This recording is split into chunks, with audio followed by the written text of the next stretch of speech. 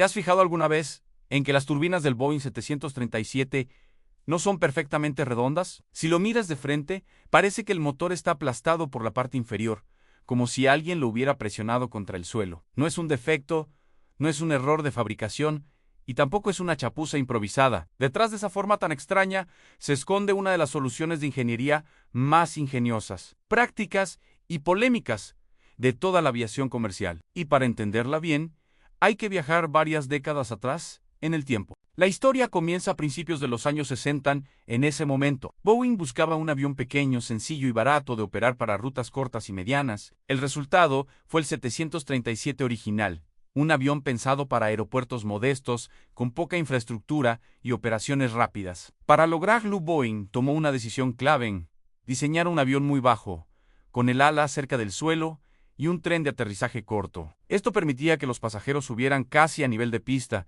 y que los técnicos hicieran mantenimiento sin necesidad de plataformas ni escaleras altas. Era una ventaja enorme en una época donde muchos aeropuertos no tenían equipos sofisticados. Los primeros 737 estaban equipados con motores Pratt & Whitney JD8D8. De estos motores eran turbofanes de bajo bypass, largos y delgados, con un diámetro relativamente pequeño, de alrededor de 1 metro. Gracias a ese tamaño reducido, podían colgarse bajo el ala sin problemas de espacio. Todo encajaba a la perfección. El avión era bajo, ligero, fácil de mantener y muy eficiente para su tiempo. Nadie imaginaba entonces que esa misma decisión de diseño se convertiría décadas más tarde en un enorme dolor de cabeza. Con el paso de los años, la aviación cambió radicalmente. A finales de los 70 y principios de los 80, el precio del combustible se disparó y las normativas de ruido se volvieron mucho más estrictas.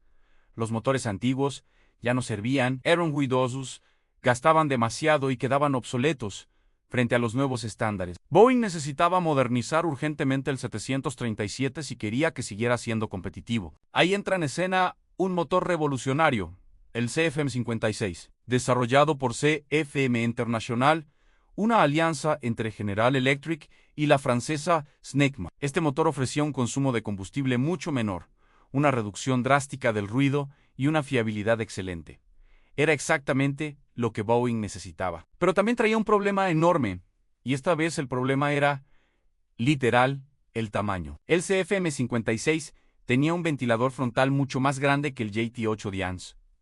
Su diámetro superaba el 1,5 metros. Para un avión diseñado tan bajo como el 737, eso era un desastre potencial. Si Boeing colgaba ese motor de la forma tradicional, la parte inferior del motor quedaría peligrosamente cerca del suelo. En despegues, aterrizajes o incluso al rodar por pistas irregulares, el riesgo de impacto era inaceptable. Boeing tenía 2 opciones. La primera era rediseñar el avión desde cero en alas más altas, tren de aterrizaje más largo, nueva estructura. Eso habría costado miles de millones de dólares y varios años de desarrollo y certificación. La segunda opción era mucho más arriesgada, pero también mucho más barata y rápida: adaptar el avión existente con soluciones creativas.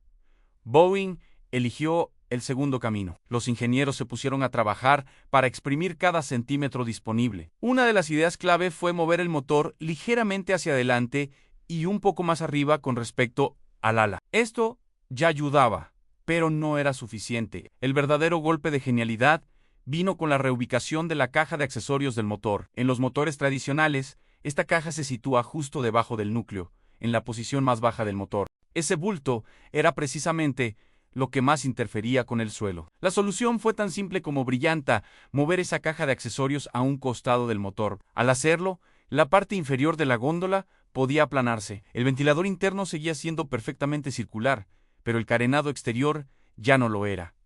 Se volvió ovalado, con una base achatada. Ese pequeño cambio proporcionó los centímetros críticos de separación con el suelo que Boeing necesitaba. Así nació la famosa panza chata del 737 desde el frente.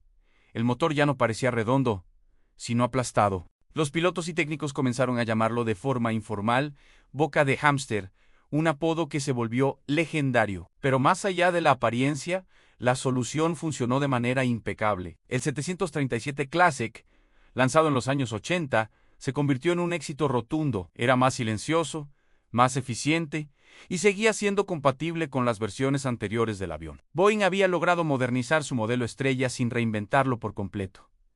Esta solución no fue algo puntual. Cuando llegó la siguiente generación, el 737 Next Generation, en los años 90, Boeing mantuvo el mismo enfoque. Los motores CFM56 evolucionaron, pero la forma general de la góndola siguió siendo aplanada en la parte inferior. Nuevamente, el diseño funcionó y permitió al 737 competir de tú a tú con el Airbus A320 durante años. Sin embargo, la historia no terminó ahí. Décadas más tarde, el problema regresó con más fuerza. Airbus lanzó el A320neo con motores aún más grandes y eficientes. Boeing, una vez más, necesitaba responder rápido. Así nació el 737 MAX, equipado con los nuevos motores LEAP-1 byte. Estos motores tenían un ventilador de aproximadamente 175 metros de diámetro, muchísimo más grande que el de los 737 originales. Otra vez, el 737 era demasiado bajo. Boeing repitió la estrategia a mover los motores todavía más hacia adelante y hacia arriba, alargar ligeramente el tren delantero y optimizar la aerodinámica. Pero esta vez los cambios tuvieron consecuencias más profundas. Al estar los motores más adelantados, su empuje generaba un mayor momento de cabeceo hacia arriba en ciertas condiciones de vuelo. Para compensar ese comportamiento, se introdujo un sistema automático de control que luego se haría tristemente famoso. Pero esa ya es otra historia distinta. Aquí surge una pregunta lógica. ¿Por qué Boeing no hizo simplemente el tren de aterrizaje más largo desde el principio? La respuesta es más compleja de lo que parece. El tren principal del 737 no se retrae completamente en el ala, sino parcialmente en el fuselaje. No hay espacio para alargarlo sin rediseñar por completo la estructura interna del avión. Cambiar eso habría implicado modificar el fuselaje, los puntos de anclaje y buena parte del diseño original. En términos de coste y certificación, era casi como crear un avión nuevo. Por eso, Boeing siguió apostando por la misma filosofía: mantener el avión bajo y resolver los problemas ajustando la posición y la forma de los motores. Desde el punto de vista aerodinámico, un motor perfectamente circular es ideal. El flujo de aire es más uniforme y eficiente. Al aplastar la parte inferior de la góndola, se pierde una pequeña fracción de eficiencia, pero ese sacrificio era mínimo comparado con los beneficios económicos y operativos de mantener el diseño base del 737.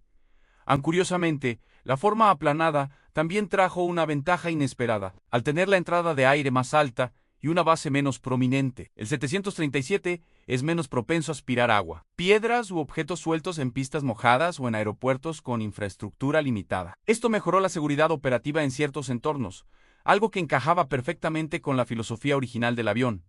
Entonces, ¿por qué el Airbus A320N o tiene este problema? La respuesta está en su origen. El A320F diseñado desde cero en los años 80, cuando ya se sabía que los motores iban a crecer. Airbus dejó más espacio bajo el ala y diseñó un tren de aterrizaje más alto desde el inicio. Eso le dio un margen enorme para montar motores grandes y perfectamente redondos, tanto en versiones clásicas como en la familia Neo. En términos simples, Airbus nació con ventaja en ese aspecto. En aviones más grandes, como el Boeing 777 o el Boeing 787, este problema no existe. Sus alas están mucho más altas y sus trenes de aterrizaje son enormes. Pueden colgar motores gigantes sin preocuparse por el suelo. Solo el UPEC U737 arrastra este legado de diseño bajo, heredado directamente de una decisión tomada hace más de 60 años. Y aún así, gracias a esa decisión,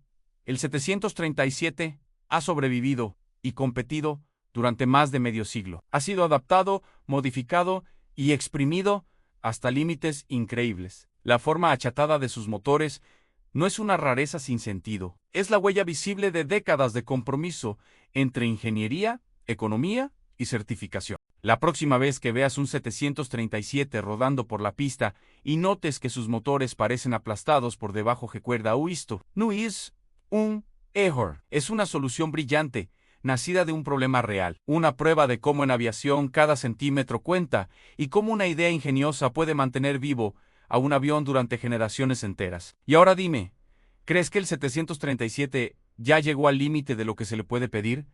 ¿O todavía le queda margen para seguir volando otros 20 años más? Te leo en los comentarios.